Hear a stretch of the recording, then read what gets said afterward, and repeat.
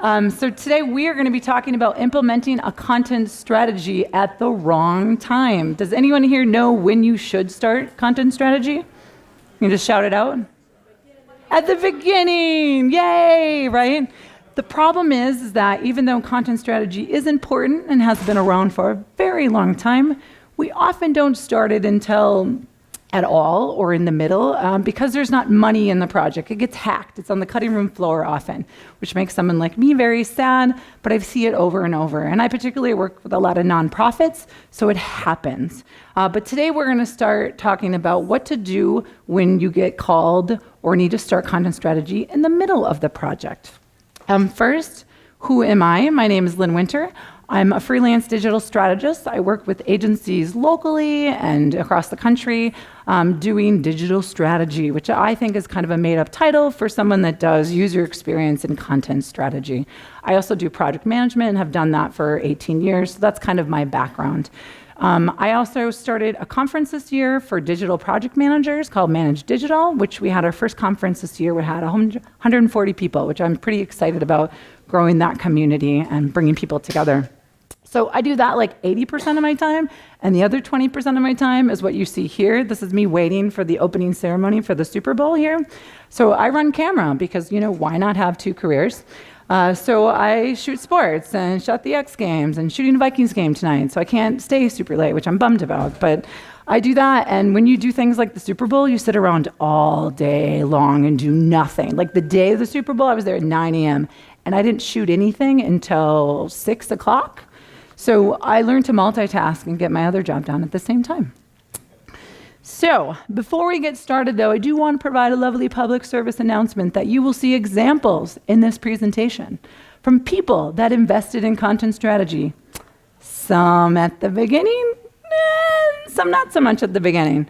But that doesn't matter because they invested, so I'm all for it. So nobody should be shamed in this scenario because they invested versus someone that maybe didn't invest at all. So how do we start this conversation? Well, typically it comes from a phone call or an email and says, hey, Lynn, we started this project. We're in the middle of it. Do you want to come do some content strategy? And I said, what? You're in the middle of it? They're like, yeah, come say hi to our client. And I have this processing moment with the client where they kind of are in the situation. They're like, what? Content? I was supposed to do that? You're not doing that? Or oh, we just fired that person. Or they left and now we have nobody to do it. So crap. And then they start having this panic moment that is happening of oh my God, how are we going to get this done? And then the panic continues. And they're freaking out. And then we really get to the point of shame. Shame, shame. But there shouldn't be shame because they called me and we're going to do this. And so what we really need instead is bro hugging. We are here to help each other. We should be happy and excited. And nobody should be sad. So we should hug it out and get this going, right? Well, maybe not. Maybe this is not the project we should do it on. So I need to make sure first, are we ready now? Because I'm not going to volunteer to spend a bunch of money on some clients if I can't make this better. So there's a couple questions we need to ask to make sure that I can make it better. The first is, can we make a difference? How far are we down this train of this project? Can I make a difference? Have we started building it? Ooh, that might be concerning. That might be too far. And so if we're too far down the path, I think of it as triage. Let's just start writing. Here's your pages, go. Let's not worry about strategy because we're not going to change all the work the team has done before that. So are we in a good spot for that? Is the client able to put in the time? I am not asking you to write me a check and then say, oh, my content will be done. It is an extremely collaborative process. I can't do it without a client. So we need to make sure that they understand they're going to be working with us throughout that process. Do they have the money? It's not cheap. Most content strategies I do from top to bottom are 50 to 150 hours, depending on the size of the project, right? I've done some things that are 50 pages and some things that are 20,000 pages. It's very different scope for that kind of stuff. But there needs to be some money involved, and it's not just my time. It's going to be redoing some other stuff we've done before. And then is everyone willing to go backwards in time? It's so wonderful to say, hey, you're at design, great. You know what we're gonna do? We're gonna go all the way back to the start and we're gonna talk about what your goals are and who you're speaking to, and then we're gonna redo those other documents you did. You cool with that? And usually they are, because they're just like, are you gonna just help me figure this out? I don't care, bro hug, and we go forward. But essentially, I need someone to say, I'm gonna work with you. Help me help you, people. We need to Jerry Maguire the situation, because I can't do it by myself. So if we've decided it's viable, it's going to work, we're going to move forward, I need to now take stock. We need to figure out what's been done.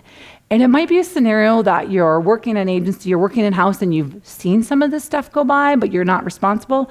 Or you might be something more like I'm in a situation if somebody calls me up cold and I know nothing, like, what's the URL? What do you guys do? You make boxes? Okay. Why do you do that? So you kind of need to take stock of what's in your landscape. So you might have some user experience stuff. Figure out what's been done. Has there been surveys? Has someone done user personas? Are there stakeholder interviews? What's been done in that space? What about the sitemap? How detailed is the sitemap? How did you get to that point?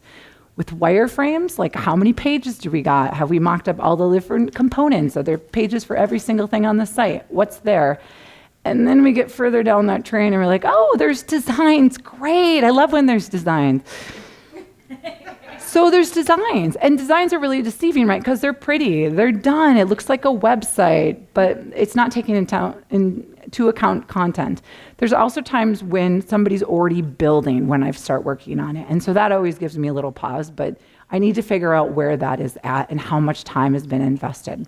So after I ask a bunch of questions, I need to put together a process. So this is the project manager and me. I'm gonna have a process that everyone's gonna stick to, and we're gonna get through this together to be efficient. So I need to know what steps we need to do for this project, because every project is different and it depends where you are in the path. I need to make sure this is fast. So normally I'm like, oh, hey, we're gonna make the right project, timeline for the right project. We're gonna have this review period and it's gonna be nice. It's gonna be a nice, smooth time project. With this stuff, we gotta go fast, because either everyone stopped working and money's being wasted, or everyone's still going while I'm over here trying to catch up with everybody. So we wanna make a process that's fast. So it's not gonna be kind of navel gazing, let's just get it done. So that leads me to the MVP, or a minimal viable process. Make a process that does the right things at minimum. Don't make what you think is a content strategy process and the right things to do, either something you normally do or you pull out of a book. Let that stuff go. Just do the things we need to do to get from, I don't know what I'm writing, to stuff on the page, to in the site, to launch. So we're gonna make that fast. Here's an example of what a process might look like. I just gotta make sure I have deadlines in there. I'm gonna clearly call out who's responsible. I usually use the client's name versus us and them, but put their name in there and then describe what they're gonna do. And don't just say, we're gonna do a sitemap. Like, what are you gonna do about the sitemap now? Don't we have a sitemap? What's the process in there? And then walk them through that so everybody knows where we're going. Once you agree to that, now you can start moving forward. So now I'm going to walk through different tools and documents you can make. Some of them shouldn't be made because of where you are, but you can pick and choose from them. So I always like to start with the strategic brief. If you start in a project that already has one, make sure you fully understand it and still have a meeting to ask questions about it. But the strategic brief is really there to provide the foundation of where you're going, what the process is going to be about. It's also going to give a chance to get everybody on the same page in the room. Oftentimes I ask, oh, who are your stakeholders? Who's the second layer of stakeholders? Well, we just have 2 people in there. Well, who's writing the content? Well, they're over there. Why aren't they in the meeting? So I often find that new stakeholders are in the room, new people are there. And so the document and that conversation will get everybody on the same page. It will also help us prioritize. I'm pretty sure that if you're further down the line, you've talked about audiences already, but have you really prioritized them? Or you said they did, and then I hear from like the developers and then designer like, oh, they said this is the most important person, but they're making me changes over there. It's like, okay, let's call it out. Let's talk about that. Like, who's really most important? So we can prioritize some things and our goals. It also helps to get me or you up to speed. And now is the time to ask every dumb question you want about the project. And in fact, I say that. I'm going to ask you dumb questions. I guarantee you, you've talked about this already. I am so sorry. But to get to where we want to go, we're going to do this together. And I'll probably ask a couple dumb questions in the next meeting, but they'll still taper off, I promise. And just set that expectation, and then we're going to be all fine. So what should you put in a strategic brief? I will admit that all of mine are different depending on how much money I have to make them better or what the project is about. But at minimum, I would put these things in it. So make sure you have the mission and vision there. And that's really not for the client to be like, yes, that's my mission and vision, because they're going to give that to you. But it's for me to remember who they are, where they're going. So if it's not on their website or any other document, just ask them for it. Just send that to me. I also ask them to send me their business model. I want to know how they're making their money. How do you fund all the things you do? And then I also want to know how they spend that money. Especially with nonprofits, those things don't align. So I want to know what they're investing in and what they care about, because that will help me understand what we should do for the content going forward. And then I'm doing a marketplace analysis. So you could spend 10, 15 hours doing a full-on analysis, but that might not be in your budget. So at minimum, I want you to figure out who their competitors are. I want you to look at their websites, look at their social feeds, and make sure we can clearly write down 3 to 5 things that make who you're working with unique and special and different from their competitors. And make sure it's clear. Then we're going to prioritize those users, right? So hopefully I have a list I can already start to pull together, but then I'm going to pick at that. And I'm going to make them pick one. And then I'm going to have them separate them and say, well, these are top people and these are bottom people and here's why. And who are these people, right? Like, I might not know anything about them. Like, what's their demographics, psychographics? You know, what do they do in the morning? How do they interact with you? How do they hear about you? Just making sure I understand who these people are. And then making sure we get down some goals and challenges. Like, let's call these people out, right? You guys are content hoarders. You've been keeping all these pages around for 5 years. What's the deal? How are we going to break through with this? So it's a chance to kind of like, because it's part of the document, just to call it the baggage on the table and get through that process. So those steps are, you make a document, great. You ask questions based on all the things that are there, and then revise it, and then you can go set that over here. You don't need to keep digesting it. You'll refer back to it through your process, but now everybody's on the same page. So when it's in the middle of a process, I find that this document, the thing that helps me the most is one, informing me and getting them to be, okay, we're all going down here. You're taking us, Lynn, we're going this direction. So it helps for that. The second thing is an inventory and analysis. If you don't have any content strategy as part of the project already, most likely this does not exist. So we're going to be making this from scratch. How many folks in the room have made an inventory before? Couple of people, okay. So we're going to walk through what I like to put in inventory, and that's, again, my personal preference. But the reason I make an inventory is because I want to figure out what the scope is. So we will get through every single piece of existing content. So I know my scope starts here, and it will only get smaller. But right now, I just have this sitemap and these designs. I don't know where this line is, so this will start to define the exact line that I need. It will also give me a chance to do a human and an analytics review, and I'll show you how I document that. But essentially, I'm looking for Google Analytics to get some clues about the value of the content, and I'm also using my good old human intuition that if something has weird dates and it looks like crap and nobody's touched it for 10 years, I can get rid of it. And I don't need to talk to the client about that. So I'm going to do a review at that, and then I'm also going to start to pull out what I would consider types of content or different components or panels of content. And prepare yourself. You need to look at every single piece of content. It will make your face hurt. It will. So if you don't do this and the site's really big, do it in 2 to 3 hour chunks because it's a little mind-numbing. And what I'd recommend is starting with the easy stuff. I always do the easy stuff first. So like, oh, look at the stuff in the footer. This is a good way to get going. So I start in the footer, and then that big meaty stuff, I do that stuff last. So then I've already got my rhythm going. I'm understanding the content, and I can process that stuff a lot better. So let's take a look at what I put in a content inventory. First of all, you can, my battery's coming off the back. You can look on the internet how people do that, and they're very different. This is just kind of how I've formed putting it together over the last couple years, how I really like it. So the first thing you'll notice is something's missing in the front. There's no page numbers. I don't like to add those until later. Otherwise, I will change them 100 times, and I find that annoying. So I just use, if I have to reference anything, the Google Sheet number. It has right there on the side of the document. So I start with title. And to be clear, even if I have a sitemap, I'm ignoring that for now. I am putting in the structure of the existing website so I can understand what's there and how it got grouped together. So ignore that sitemap for a minute. So I'm going to put the title in by the structure, and then I'm going to put my stats in. And while I look at a lot of things in Google Analytics, including, the top pages and, exit pages and different things, what I really like to do and display in here is how something's performing within a section. Because something might be poorly performing within an entire website, but it does great within its section, and that section's important. So I put the stats in there, and what I do is color code that, so I never have to think about the number again, nor does the client. So green is good, orange is okay, and red is really bad. That way, when somebody comes in this, including myself, I'll just scan it, be like, yep, that's bad, okay. Because I don't need to process. You see at the top, there's like 85,000. The next one's like, it's so small there, but like 20-some thousand, right? How are they both green? Well, some's the top level and one's underneath it. So they're being ranked differently for that. So I put it in there.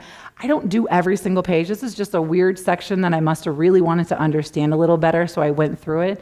But gauge yourself and see what, the traffic starts dropping off, then don't put in stats for those pages. Then I'm going to put in what type of content is it a blog? Is it a bio? What thing is it? And then I've got my URL path.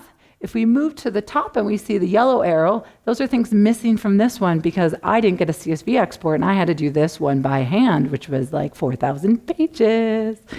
And so if you can get an export, I would also have it include the creation date, when it was last updated, and who wrote it. So someone can be an owner of that content if they're still on staff. And then if somebody hasn't updated in a long time, that really helps me understand that where they value that piece of content. Then my last couple sections is questions. I'm going to color code, which I did not do in this for some reason, but I'm going to color code one for internal team and one for client. So when I go back to this document, I'm just going to scroll and be like, oh, yellow, client. Okay, scroll, yellow, client. I got to ask you this one too. So it'll help me find it a lot easier when the page gets long. And then that column, keep, kill, combine, we're going to talk about that a little more later. But if you obviously see right off the bat if something's bad, we're going to mark it as, I usually mark remove. Kill seems a little vicious. When someone in the room might have wrote the content, so I usually write remove, but I'm going to get rid of it. And what I'm going to do with it as I make the inventory, I'm going to make another tab in this Google Sheets, and I'm going to move all of that content to there. So anything that is so obvious, not in line with their strategic brief, no one's updating it, it's not providing any value, move it over there. And what happens is I'm at a good 90-95% rate of all that stuff I put in there never makes it to the website. In fact, I'm working with a school district right now where I've put 1,700 pages in there.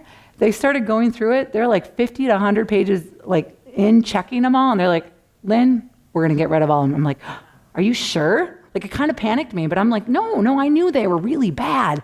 And they did. They don't have time to do it. They trust me and it's gone. So anything that's obvious, leave there. Anything that's not obvious, you think, leave within the inventory still, and we'll deal with it later. Then we're going to have notes. So anytime I remove something, I write why it's removed so that we can reference that. And then if there's other notes I want. So in this inventory, there was a lot of pages that were linked in multiple locations and duplicated content. So to start, I would highly talk to your local friendly developer and see if they can spend an hour to give you a CSV export of all your content in a nice way if the site isn't so old in a proprietary system.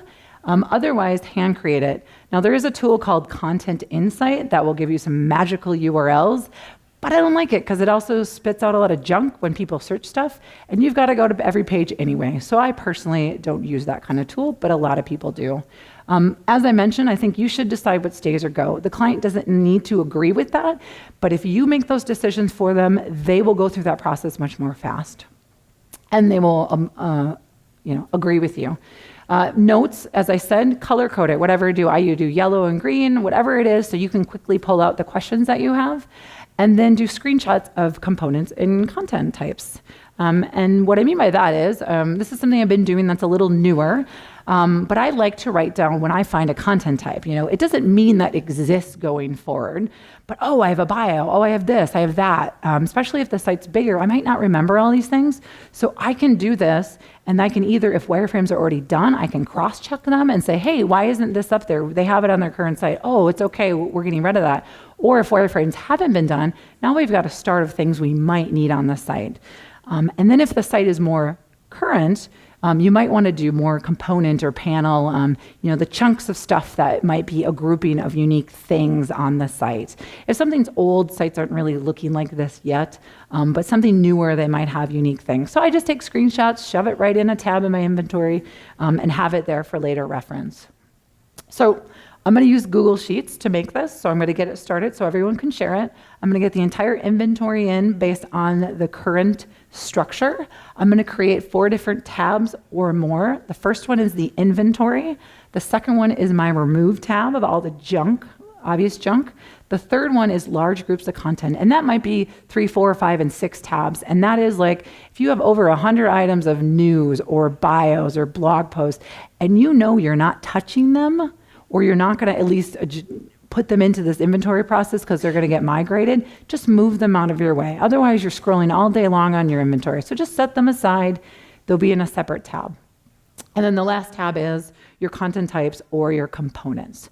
And so this is just a really good working sheet. Now, I don't have a client approve this at this point unless I want them to start going through the remove tab to check off that we can at least get through this. So it kind of depends what's on their plate. If they've got nothing to do, I'm going to give them that task. If they're busy with other things, I'm just going to set that aside and have them review that later. But there's really nothing at this point they need to approve for me to move on. So the next thing is content mapping. And this is where we're really going to map the content to the existing sitemap. So if you don't have a sitemap, this can be used in collaborative. Like if you don't make the sitemap, you can do this after the sitemap is made, but if the sitemap exists, you'll then be mapping it into that and then hopefully updating it. So I do it in order to drop extra pages. So these are the things I didn't know if we need or not, but it's not in the sitemap, and it's like, yeah, you're right, we don't need that. I leave it in the inventory, but I mark it as remove at this point. There's also pages that have no home, and I don't know where they go. So I need to flag these because we need to find a place for them to go. And these are often pages 3, 4 levels deep of like, what is this stuff? Like maybe it's legal stuff. I don't know if it needs to really be there. I'm also going to trim the fat, especially if the content is really old. You're going to have a lot of stuff that doesn't need to be there anymore, except for the 1 to 2 sentences on the page.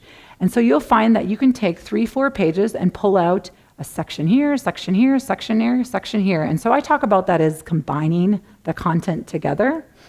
I also talk about elevating stuff. So maybe there's some really important stuff that is really deep and it's getting bad traffic, but it's either important for their goals or the users need it, or it's a legal reason, and we might need to move it up. So this is our chance to move it up a level as well. This is also the chance to create the final to-do list, right? We started with all of these pages out here. There's so many, and now we're pulling it in because we're removing the junk, and now we're gonna have our definitive list of our to-do. Now the client can have, like, I have 30 pages, I have 500 pages, I need to write these specific things, and that's when we'll get to numbering. And also, even though someone put in a lot of great work in the sitemap, if the content wasn't reviewed fully, then we're going to make some improvements on that sitemap. So let's look a little bit at what that looks like. So here's another inventory, and you'll kind of see the pieces. But what I'm doing now is taking it and moving it into the new sitemap. When there is an existing sitemap, I kind of go back and forth and do it at the same time because I tend to keep a good 75% of it there, but there's a lot of label changing, and then maybe there isn't enough depth underneath the items within that. So essentially what I need to be done with at the end of this step is I want that entire keep, kill, combine column filled out. Are we combining things? Are we deleting things? Are we just updating things? And that's what I'm going to have the client go through and review. So we've made a last column on this now. We've added something where they're starting to take notes and letting me know what to do with that. And if you haven't had them look at the Remove tab yet, now is a great time to go in and have them go through that as well. If the site's really big, break those tasks up because people get overwhelmed and they start to peter out. But if it's a smaller site, we can do that all at the same time. So in order to do this, I first make a copy of my inventory because I don't want anyone to delete it or mess it up. In fact, because I'm a weirdo and I never had a problem with this, but I do anyway, I always make an original copy before and then make another copy to send to the client just in case someone's going to delete something or do something I don't like. I've never had a problem, but I'm just paranoid about it. So for this, I would leave the copy because it's also nice to see how it used to exist because you're like, God, where did this stuff come from? What's that? And then I can refer back to that original inventory to do that. So I'm going to make a copy of it, and then I'm going to take that sitemap, and I'm going to see what we should keep, kill, and combine, like I mentioned. I'm also going to add a new tab to this document now, and I'm going to put the stuff in there that has no home. Hopefully, on a big site, that's maybe 100 pages at max. But if we're doing a minimum viable process, I would not stop and take the time to go through every single thing if you just can't clearly figure out where it goes. If it's some weird page, let it go and let the client figure it out because it's not going to be at the top level navigation anyway. And long term, they can always add pages and content to their site anyway. I'm going to start numbering my pages, right? So I'm going to have 1, 1.1, 1.11, and have that. So I'm going to add a column to my left, and it's going to be my starting point. Everything with a number becomes something I'm going to have them write about. And then finally, I need to get this approved, right? I need to present that document. They need to agree with what I'm suggesting. And then we need to do the sitemap and update that. If you're not getting a lot of feedback on the content mapping document, it probably means they don't understand it. So say that and ask if you can kind of walk them through it again. Because if they don't process this, they're going to have problems further down the road. So finally, the last document or tool step is page priorities. And sometimes people call this page tables. I just call it page priorities because I like the idea of that as a priority on the page. But this step is great, even if you don't have wireframes. This step is great to do before someone does wireframes. And if you have wireframes, it greatly modifies this process because something already exists. And if something's wireframed, we're frankly pretty darn far down the road on the project that I don't want to mess everything up. So I do it to determine what even goes on the page instead of just staring at a page and writing. I also do it because then it gives the client a process to do for the rest of the things. I'm not going to do this for every single page. It would kill our budget. So I'm going to get them started, and then they can use this process for every single other page. And then it helps me identify what's missing from the current wireframes. So this is what it might look like if there is no wireframe. So I'm starting with the title and the page number, and that page number corresponds to the content mapping document, right? So when I have this, I have the content mapping document up at the same time because I can see in there, oh, I took these 3 pages and I'm combining it into this testing accommodation page. And so now I got to make sure that content's covered, the good stuff, to go on this page. But before I start thinking about that, I want to make sure I understand why we're making this page. So I'm going to write down the page goals, who should be coming to this page, and all the questions they should be asking. What do they need to get out of this page? And then I'm going to put the prioritized content. So I just write priority 1, 2, 3, 3A, 3B. That's how I do it. How I'm going to help the client? I'm not a writer. I don't write content. But what I like to do is say, this is what your header should say. Here's what your call to action language should say. You should write 2 to 3 sentences. Any guidelines around that really help someone and says, oh, crap, I have to write 3 to 5 sentences. I can't write 7. Okay, trim. So anything you can do to guide someone on that is always helpful. And then any call to action. Where are we going from the page? Is this a page that's okay to just kind of be stuck from because we're pretty far down the tree, or do we need to be going somewhere and learning something else? And then what media, if you can give them a hint of what kind of imagery or video should be on that page. Now, if we have a wireframe, it's a little different. I'm going to respect that work because a lot of stuff has been put into the project at that point. So I'm going to note where the URLs that someone can find it and go to it. And then I'm going to just use the wireframe use my content mapping document and figure out what should we adjust. And it's usually ordering of things, adding extra calls to action, language changes. I'm not going to make massive changes unless I think it's totally off the mark, which it probably isn't. But if it's totally off the mark, then I'll have the conversation. Otherwise, if I have an idea that seems so great, but then everyone's like, thanks, Lynn, and is really mad at me, I'm going to put them under scope 2 ideas. We acknowledge that these are potential ideas we might want to do, but we're not going to do them now because we're going to get this project done and launched. So I'll put that on there as some ideas. Now, this is a very collaborative process. This helps the client to start process. They also tend to pull in people, if you have a larger organization, people that are like experts in that thing. So all of a sudden they're like, oh yeah, we need this and we need that. Oh, what about that? So I find this to be a really good process to get them thinking. And then they have the shell of what they should be doing to write the rest of the pages. So the steps are really is, to create this document. Again, I use Google Sheets and present it. We're going to probably do 2 revisions at minimum for this document. And then at this point, while there's so many things you can do in content strategy, just let it go. Like, we have a tool for them to start writing. The team needs to keep going on the path that they are. So that's when you need to sit with the team and really download every single thing we've learned in this process. Now, I don't mean that like I get a phone call, I work with the client, and I never talk to my other team and go away. As I'm going through, if there's a sitemap, I'm talking to the person that did the sitemap. We're collaborating along the way because I'm not going to, 1, step on their toes, and 2, they have valuable information. I don't want to lose that. I can gain some information from that. So let's talk about the last thing we need to think about is the management of it. So this is where I get excited, being a project manager. But content strategy, sadly, is mostly project management. It's not about the fancy, cool writing and this, oh, that's not good. There. It's not about all the great stuff unless you have these huge, gigantic budgets, which is not usually. I mean, I work in open source, WordPress and Drupal. People aren't just throwing tons of money at me to do this stuff. So what we really just need to do is get someone from thinking about writing to getting the site up there. So it's about management. And I think it's about breaking things into pieces. So now we've got to the point where we know our to-do list, but that's still overwhelming to be like, go write these pages. So we can break it down into smaller pieces still. I also need to make sure they feel supported. There's all this energy at the beginning, and then as they get more work and the months go by and they have to go back to the real job, people get tired. And so they need some verbal support and answering questions.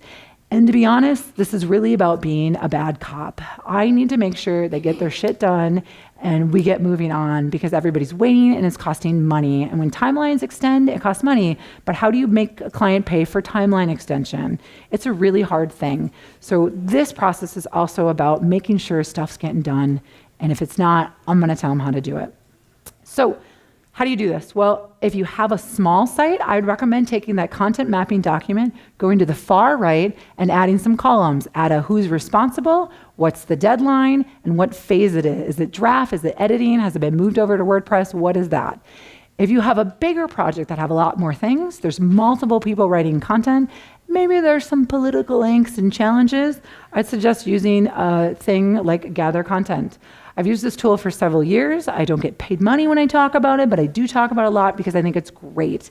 It costs about $80 a month. You can get the first one free if you've never used it. And what it does is allow me to monitor what's going on. I can set them up with it to be successful, and then they can inline edit, pass things back and forth, and have deadlines like entering their email box saying, you're overdoing your content.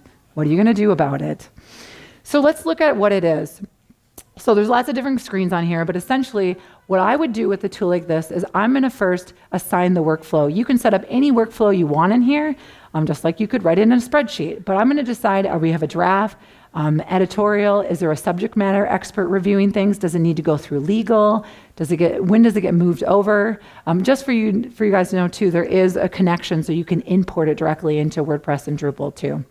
So I'm going to set up those phases. Usually when I put the content in, almost everything is in draft unless something's being migrated, and then I make a special phase for that.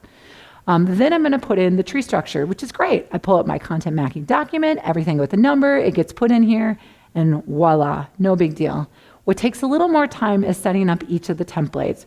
Now, gather content's a little far behind on the drag and drop and moving things around. They're getting there. I saw a demo. They're going to be there by the end of the year. So right now, I'm kind of faking out how to add different components and panels within content in there.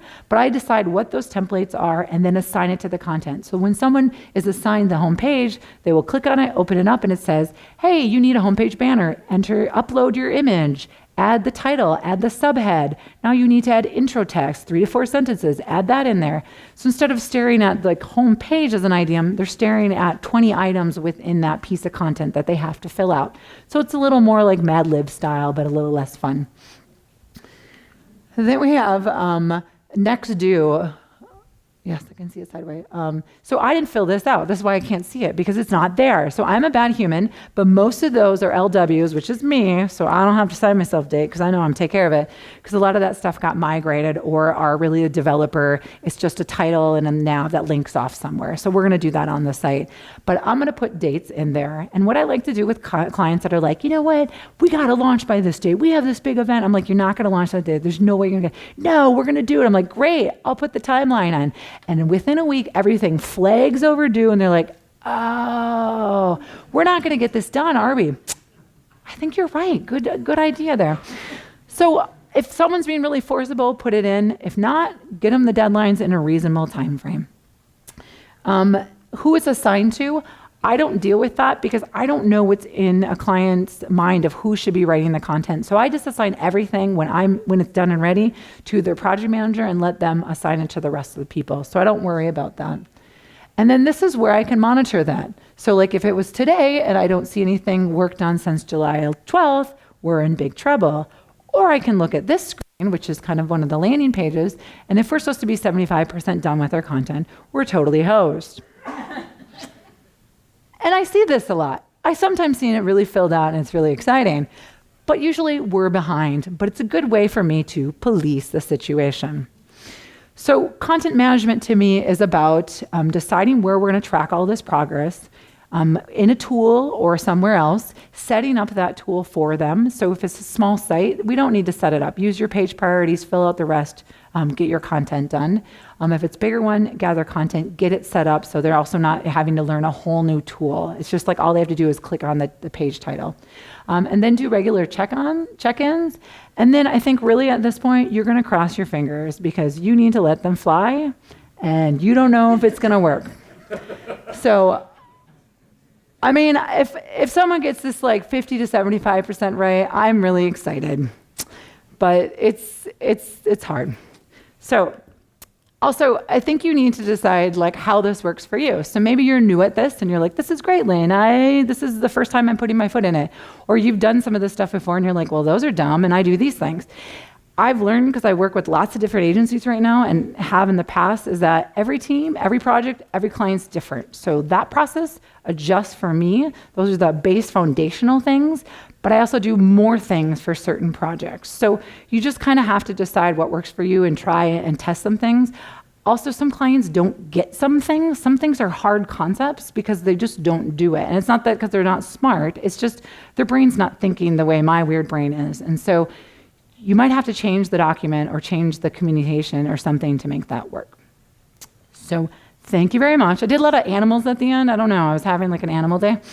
And questions. I think we have 20 minutes or, really 5 and then walk around. But anybody have some questions? Like, I really want to do this. I'm allergic to cats, but I want to buy a cat just to do this.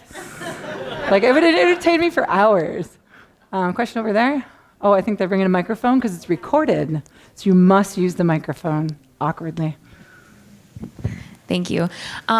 You talked about content inventory, and I'm just curious to hear you expand a little bit more on how to get started with that, because it seems like every single time, even when you're estimating a project, like trying to figure out, what pages need to be there and whatever. Do you have any like strategies? How do you break that up? Just expand on that a little bit more. Kind of like when you're new at it, kind of to get into it, or? Yeah, just I'm just always really overwhelmed by that part of the process. So like, how do you approach it, I guess, is my question. If you were to look at my content inventories from 4 years ago, I mean, they're terrible. And so part of it is, as you do more, you get better and have better instincts on it. I also think you have to trust your instincts. Like, if you're an expert, no matter if you're originally a content strategist or not, you're going to know more than a client is that doesn't look at their content all the time. So you should trust your instincts when you look through analytics if something's performing well. Or you're also a user, right? Like, I go onto that website, I need this information. Like, that is really bad or junky. And so when you're evaluating, trust your instincts, because you're always a user and you are a digital expert, no matter what role you're in. And then as far as like really getting started, I mean, that's why I say I start with the easiest sections first, because I find every time I start a project and someone calls me up, I'm panicky for the first couple of weeks, because I don't know what it's about. I don't know who we're speaking to. It's so big, and I have to put my arms around it. And so until I get the inventory done, I'm like panicked about hidden features and things we don't know about. And so I think just trying to relax about it, and then just letting yourself get through it and starting with the easy stuff. So pull out like the big items, like anything like news and blog and things, we're not going to go rewrite all the news items. Get those out of there. Then get out all the easy stuff. Process that stuff first. And then if you don't understand what some sections are about, make sure that you feel free to go back to the strategic brief or ask them more questions, because if you haven't been along the whole process and haven't sat in all the sales meetings and the kickoff meeting, you don't know what they've talked about, and it's okay to ask them questions about it. But I think it's really, I just found it over the years, the more I do it, the more comfortable I am with it. But every time I start a new thing, like I just sat in a meeting about some healthcare app, and I'm like, oh, I don't do this is for profit in healthcare, oh my God. And then I'm like, I pay my bills online. I can do this. Okay, I can do this. Go through every page. And so I think just breaking it down into pieces you have, making sure you don't try to jam it in a short period of time. I give myself good 2 weeks, and then pace it out. Because if you try to do it all, you're not even processing at that point. Does that help? Yeah. Okay. Any other questions?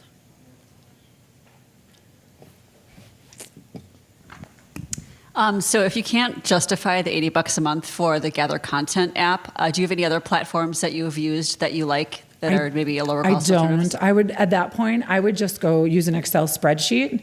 So the nice thing is a month is free. And so I never set that up in a normal project. I don't set that up until wireframes are approved. Once wireframes are approved, I give the setup Gather Content for a week from that, and then people are writing. So on a big project, it's 3 to 4 months max that they're writing. On a small project, we're talking 1 to 2 months. So in a small project, you get 1 month free and then $80.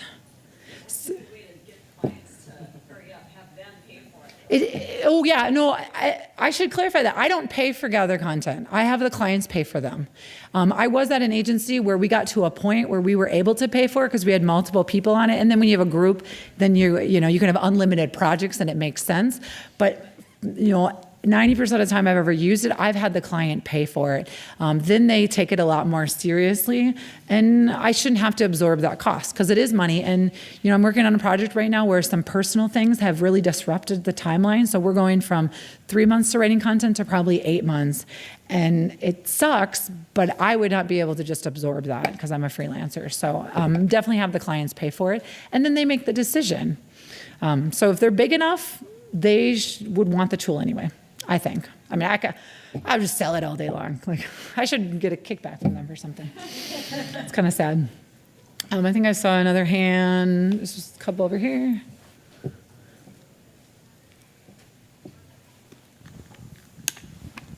So I do a lot of work. I do 2 things, but half of what I do is running a smaller business that's working with a lot of other small businesses that are 1, 2, 3 people in total. Say it's just like a naturopath doctor, something like that. Something where it's much of a smaller scale than what you're doing. And I can imagine implementing some of the things like the component inventory for them. But a lot of the time I'm doing these websites in 2 days or something like that. I'm just having one meeting with them, telling them, okay, get me all the content you want on the site, and I'm going to build it. And if you don't like it, then we'll talk later. But usually it's fine. They're just looking for something quick and simple. So I was wondering if you have any advice on what in particular to prioritize or how to manage that at that scale where it might just be me having just one conversation with them, like, okay, you need this, this, this, and this on your site. Yeah, what I would do, so I think that I totally feel you, and you have to, that's where, your MVP really changes, because if you're only going to get paid for a couple days of work, you can't do a lot of these things. What I would always do is look through the site before you meet with them and do an inventory. And if it's small, it's only going to take an hour. And so I would get, if they have analytics, which they might not because they're super small, right? I'd get that before the first meeting you have with them, and then the list, and pull that together. And then you might, depending on your process, you might be doing a sitemap before you get to that first meeting. Like, here's the things I see. And maybe it's a collaborative sitemap process. And then you could also show them, like, here's how, when you start writing, here's the tool I would use. Talk about who your goals are, who you're speaking to, what questions they have. So sometimes when I work with clients and they don't have any money, I do a couple workshops and spend about 10 hours. And so I walk them through also them doing the inventory. Here's what you need to do. Here's the next step. You need to do page priorities. Bigger people, here's how to do a style guide.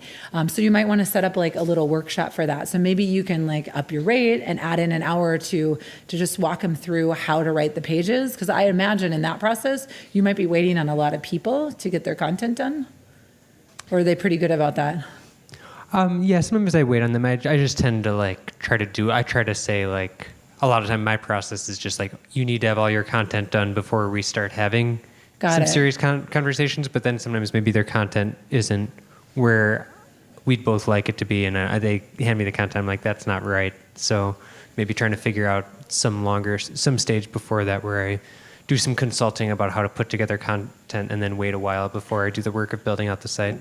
Yeah, I think a workshop would be really great in this situation. Having them, they can do the strategic brief as well. They can write that up for you so you have that as background, or they can just use it for themselves. And then they can do the inventory, and then you can show them how to do something like page priorities. If that's a site, they're probably really small, so content mapping, they can probably figure that out without going through a full process. But, add, 2 to 4 hours to your process, add that and build that, and then have that workshop in the beginning. And so they can get that ready for you when you come meet with them. Okay, thanks for the ideas. Yeah. There's someone in the back, all the way back there.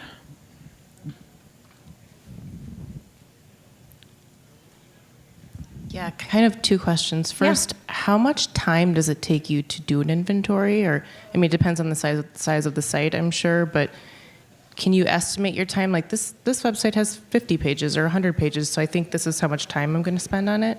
Yep, I take about 2 to 20 hours to do an inventory and review analytics. So 2 would be a site maybe that's closer to 100 to 200 pages, and then 20 is something in the thousands. Okay.